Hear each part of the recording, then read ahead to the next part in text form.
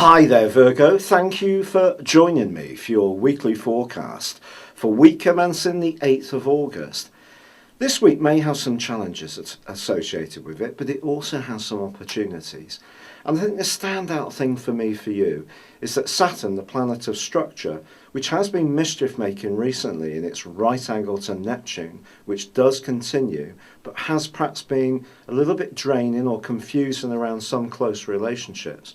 Well, that comes to the end of a 5.5 month backward journey in a very sensitive part of your horoscope, one which is about your feelings, about where you live, about family life, and all these areas may not have necessarily been particularly easy for you over this last half year.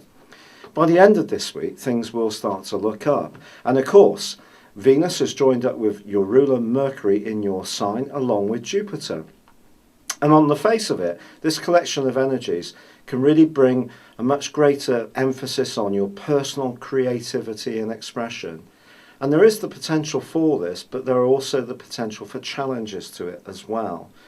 This is partly because Mercury in your sign is being challenged this week, as it was last, by the dreamy energies of Neptune and also that right angle to Saturn. So it gets caught up in that.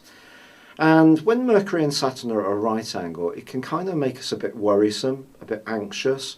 It can also mean that something that's important to you won't necessarily be appreciated by those people close to you.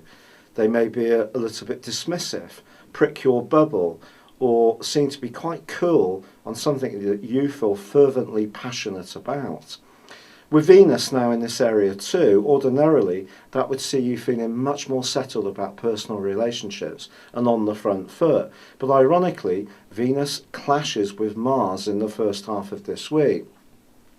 Again, I think this could mean a situation where you want things to progress in a certain way, but other factors, perhaps in some ways you may be working even against your own best interests because you haven't quite thought something through, or the big picture may not actually be fully obvious to you. I think it's really important to take a bit of a breather if you can, to try to percolate any energies that are going around into your deeper being. The quarter moon on Wednesday really does encourage you to take a little bit of a step back. If things aren't hurtling forwards at the pace you would like, be philosophical about it. This quarter moon can bring up some issues, can bring them to the fore that perhaps you've not been aware of.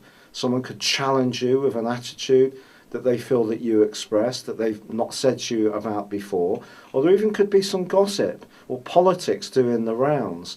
I wouldn't get caught up in any of this. Try to just detach yourself a little bit and look forwards, because I do feel that once Mercury and Venus escape from the clutches of Saturn and Neptune, you're going to start to feel a lot more liberated, a lot more flexible, and a lot more on the front foot.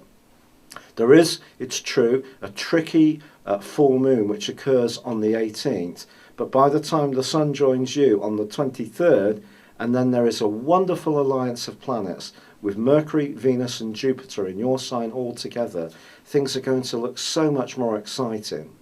It's been a real pleasure being with you. Thank you for joining me. Good luck and goodbye for now.